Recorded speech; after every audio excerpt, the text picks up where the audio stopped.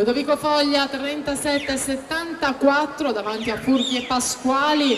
Tanto per la quinta serie Mario Sebastian Baro in 1, Marco Begliatovic in 2, Nicolò Perozzo in 3, Pierandrea Matteazzi in 4, Andrea Del Greco in 5, Marco Rodaro in 6.